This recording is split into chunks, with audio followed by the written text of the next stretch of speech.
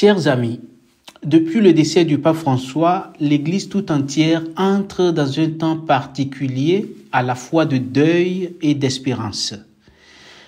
Beaucoup de mes contacts m'ont écrit troublés par les événements ou simplement curieux. Comment choisit-on un nouveau pape? Que se passe-t-il dans ce mystérieux conclave? Pourquoi tant de silence et de rites?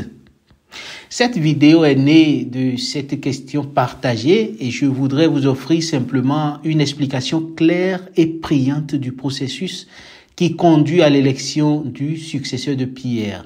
Je retiens qu'en tant que catholique, même si nous ne sommes pas des experts en droit canonique ou en liturgie, nous avons le droit et même le devoir de comprendre ce qui se passe dans ces jours historiques. Suivre ce processus, c'est aussi entrer dans la prière de toute l'Église pour que l'Esprit Saint guide les cardinaux dans leur choix. Voilà le service que je voudrais rendre à travers cette vidéo. Vous aider à vivre ce moment, non pas comme un simple spectateur, mais comme un membre vivant du corps du Christ qui s'unit à ceux qui sont appelés à exercer cette fonction de l'élection du nouveau pape. Après la mort ou la renonciation d'un pape, le siège de l'évêque de Rome est déclaré vacant. Dans la vidéo précédente, j'avais expliqué le concept de sede vacante. Durant ce temps, l'Église est gouvernée par le collège des cardinaux, mais aucun acte majeur ne peut être entrepris.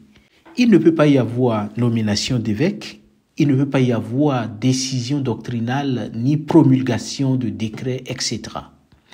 L'administration courante est assurée par la congrégation générale des cardinaux sous la houlette du carmeling, c'est-à-dire le cardinal chargé de gérer la vacance du siège.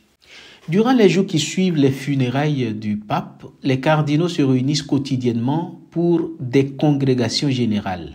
Ils y discutent des défis de l'Église, des qualités nécessaires du futur pape et règlent les détails pratiques du conclave.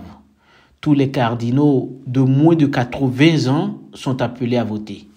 Ils doivent également prêter un serment de secret. Le mot conclave vient du latin cum clave, avec clé. Les cardinaux électeurs sont enfermés dans la chapelle Sistine et dans les locaux réservés, sans aucun contact avec l'extérieur. Cela garantit un climat de prière, de discernement et de liberté intérieure. Avant de se retirer, une messe spéciale est célébrée pro eligendo Romano Pontifice, c'est-à-dire pour l'élection du souverain pontife. Chaque jour, les cardinaux procèdent à 1 ou 2 votes, le matin et l'après-midi. Pour être élu, le futur pape doit obtenir les 2/3 des votes. Après chaque vote, les bulletins sont brûlés dans un poêle spécial. Et lorsqu'on brûle les bulletins, la fumée qui en sort est la célèbre fumée noire ou fumée blanche. Fumée noire signifie qu'aucun pape n'a été élu. Fumée blanche, habemus papam, un nouveau pape a été élu. Le cardinal élu est appelé à part et interrogé. Acceptez-vous votre élection canonique au souverain pontificat? S'il répond oui, il est aussitôt pape, même avant de paraître au public. Il choisit alors son nom pontifical, signe de son intention spirituelle. Par exemple, le feu pape François avait choisi Saint François d'Assise comme le nom de son pontificat pour son amour et sa prédilection pour les pauvres. Peu après cette acceptation, le cardinal protodiacre sort au balcon de la basilique Saint-Pierre et annonce au monde: Habemus papam, nous avons un pape. Le nouveau pape apparaît ensuite, vêtu de blanc, et donne sa première bénédiction urbi et orbe, c'est-à-dire à la ville de Rome et au monde entier.